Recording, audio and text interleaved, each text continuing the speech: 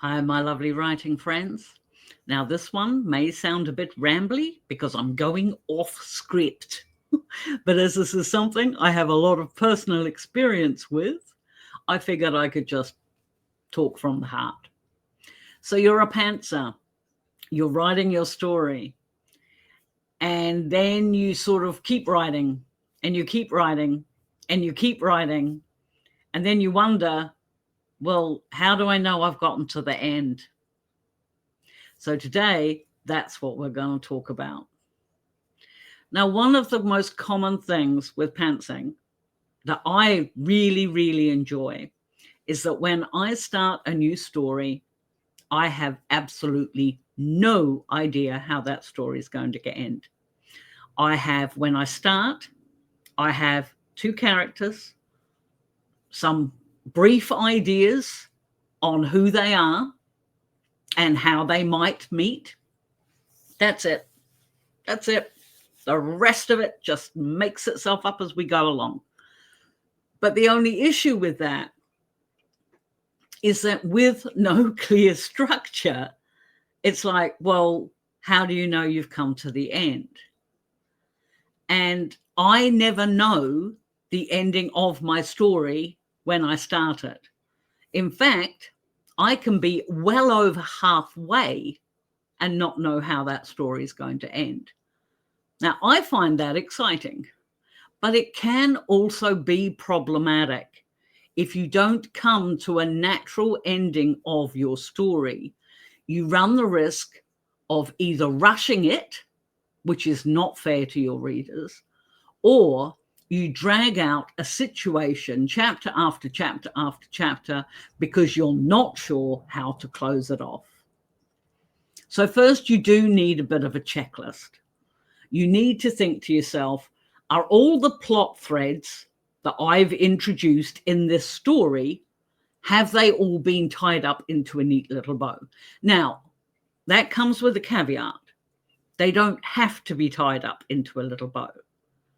But, if you're writing a series, people, why aren't you writing series? You need to be. That's how you get more sales. But anyway, that's a totally another video.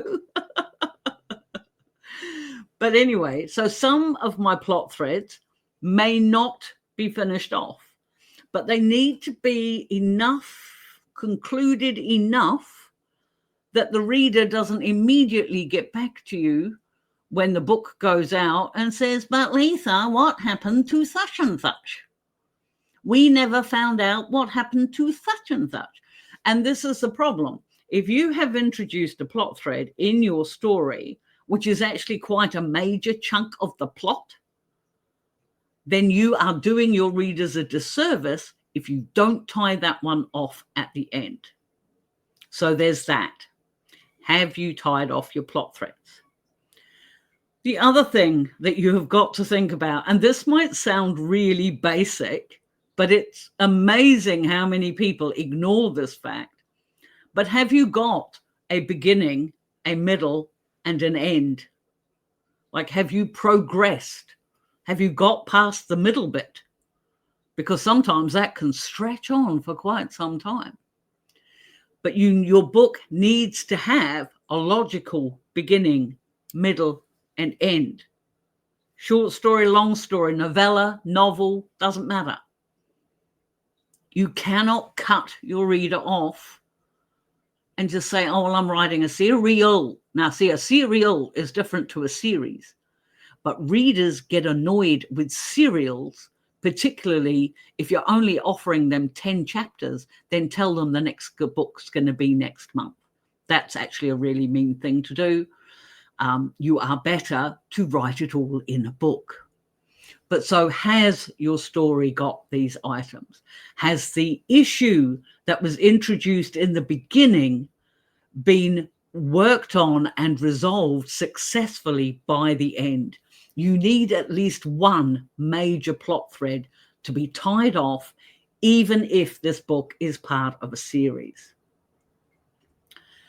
The other thing you need to think about is, have your characters grown enough that you are happy to leave them? Now, that might sound like a really weird thing to say, but one of the great things about writing about flawed characters is that it allows us as authors to be able to show how characters grow. So it's a case of showing them through the different aspects that they go through, the challenges they face, and everything else.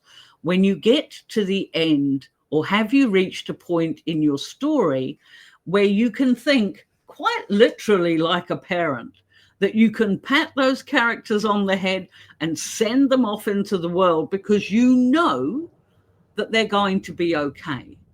Now, for me, that's a big deal because I write romances. So, of course, you know, when I need to know that the characters, it's really funny because I used to think that my characters had to tell each other that they loved each other.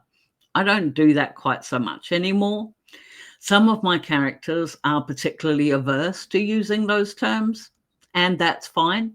But yet they will have their own little ways of expressing how they care about their significant other, and that's fine. That works too. You don't have to have that specifically. In my arranged marriage series, for example, you know, you have two people who have been brought together purely for reasons of circumstance, usually political or whatever else. They don't know each other at all. To spend 50, 60, 70,000 words with them, it's still a bit unrealistic to expect them to love each other at the end of it. But I can give a suggestion that they are very happy with each other before I close off the story. Fated Mates is a totally different case altogether.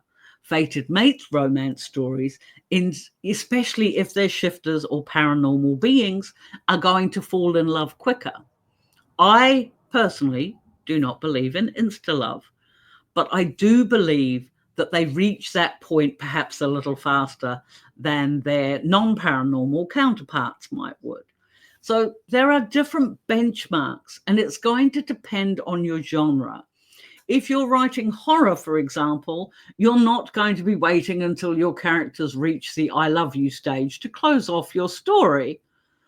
In fact, I imagine it would be a case of probably killing off half of your characters and then, you know, giving some semblance of resolution to those that are left. Or maybe you kill them all off. I don't know. I've got to admit, I don't read a lot of horror, so I'm not sure. But you see what I mean about it reaching a resolution. And the thing is that you can tick these boxes. You can think, yes, my character's grown from here to here, and I'm happy with that. You can think, if you're writing a romance, that they've got to the I love you stage, or they're comfortable enough to be together. And the reader can perceive they're going to have a happy ever after, because that's a prerequisite. If you're writing a fantasy book, for example, then chances are there's some sort of quest or mission involved, in which case you would expect for that to be resolved before you end your story. But if you can't, so as I say, you don't have to clear or tie off all of your plot threads, particularly if you're writing a series, but you do need for your readers to be satisfied by the end of your book. Now, I can immediately hear somebody tippy-tapping and saying, but Lisa, what about cliffhangers? Aren't they a way to bring readers in for your next story?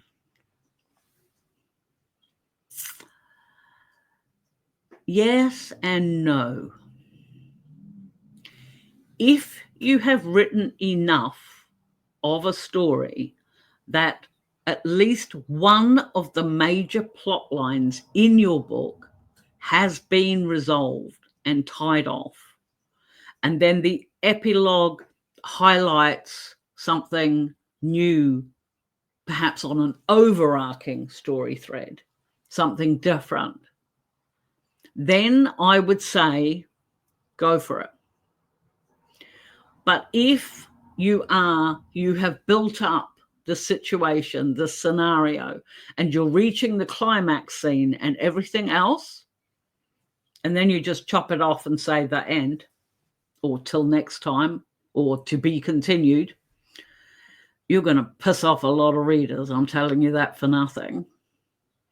The thing is readers like to see some resolution. They like to see some payoff for the hours they've spent reading what your characters have been going through. So if you don't give them some form of conclusion at the end, then they're not going to be happy with you. It's as simple as that.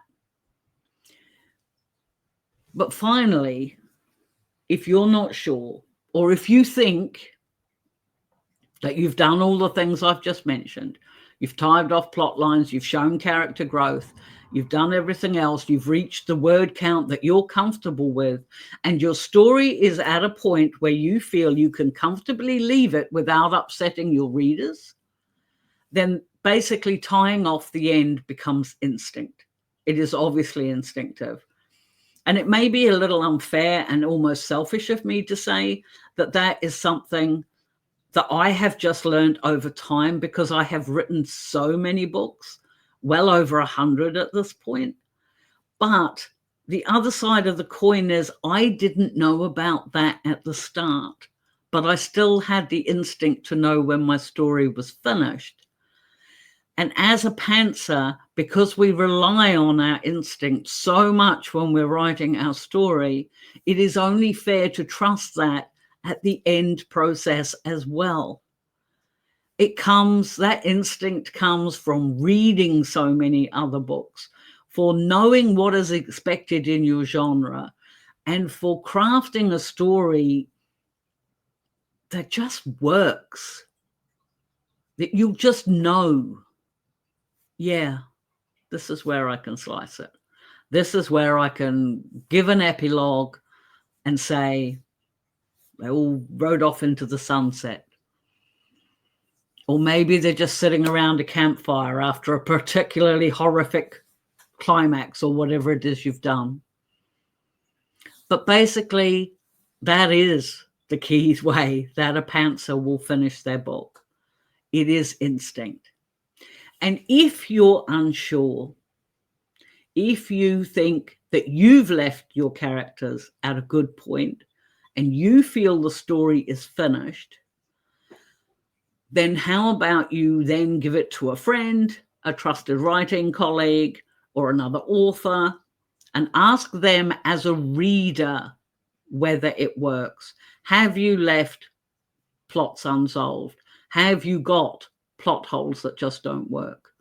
Have you left your readers with a satisfactory ending, depending on the genre?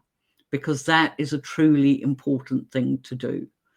So make use of that, and then maybe tweak or otherwise. If your beta reader or whoever it is comes back to you and say, but you haven't told me about this, then you need to tweak it or add some more. Now, finally, I'll give you an example. I wrote a duology. It was going to be a trilogy, but it turned out to be a duology. It was called Benedict and the Bear. And in my first book, it was particularly long. That is, book one of Benedict and the Bear is the longest book I have written. It was over 100,000 words. And the reason why it was so long was because the meeting between my two fated mates was the result of one of my characters learning about the death of his sister. So, of course, it was a particularly traumatic time. And for obvious reasons, I could not have a character steeped in grief over his sister then hook up and have a relationship with somebody else who incidentally happened to be a necromancer. That wasn't plausible. That wasn't possible. That book went on for ages. But I effectively had to write like half of the book where one character is getting over his grief and the other character is learning to stay back and just carry on, do things, whatever. There's other little undercurrents going on. And then the second half was obviously of that book was obviously when they sort of managed to come together after assaults and work their way through things. Now, I got that part of the plot line resolved with regards to the sister's death. And that was all worked out. And that was a big climactic scene at the end of it, involved changelings and all sorts. It was quite fun. However, there were other undercurrent elements in the story that hadn't been resolved. So obviously there was going to be a book 2. And in my head, I thought, oh, okay, because it was all to do with the necromancer's family and everything else. And I thought, okay, well, I'll do a second one. And I thought it would be a trilogy. But when I got to the end of the second book, after we'd resolved all the issues about his family and everything else, and again, I really enjoyed the climactic scene for that one, and it was all really hunky-dory and everything. And I got to the end of that one, and then I put in, at the end of my book, I typed the end, or is it? And I wrote a note to my readers, and I said, hey guys, look, I know I said this was going to be a trilogy, but to be honest, I think this is best left here. I think these two, I think we've done all we can with these 2 characters, and I think they're happy here. And the general consensus from my wonderful readers who do give me feedback was that, yeah, actually, we've done enough. But hey, you had a couple of secondary characters. Maybe you could throw in a spin-off later on in the same world. And that's fine. I can do that. But the Benedict and Bear trilogy became a duology because I instinctively knew at the end of the second book that if I pushed it for a third, it would mean introducing new plot lines. It would mean introducing probably new characters and things like that. And realistically, I'd be shoving shit uphill just to regurgitate 2 characters. I felt they had grown enough. So I left it at a duology instead of a trilogy. And that is one of the great... Says she, glaring at a motorcyclist racing past the house. Yes, I am one of those silly old ladies. But anyway, that is one of the joys of being an author. You get to decide when your story finishes. You get to decide where you leave your readers. But in fairness to your readers, particularly if you want to make your writing career a long one, don't go shortchanging them when it comes to working out when you finish your story as a pantser. I do hope this video was helpful to you in some way or another. If there's some point I've missed or something you feel I'm wrong about, please let me know in the comments below. I do long form contents on Mondays and Thursdays, and I always answer every comment that is left for me. I am still trying to get the YouTube algorithm to understand that my channel is active again after a year's hiatus. So any interaction at all is gratefully received. I truly appreciate you. In the meantime, yeah, I just need you to keep writing, my friends. And if you're a pantser, hopefully I've now given you some clues as to when your story is finished, because, you know, we can't read it if you haven't finished it. So how about you do that? Until next time, my friends, we'll catch you then. Bye.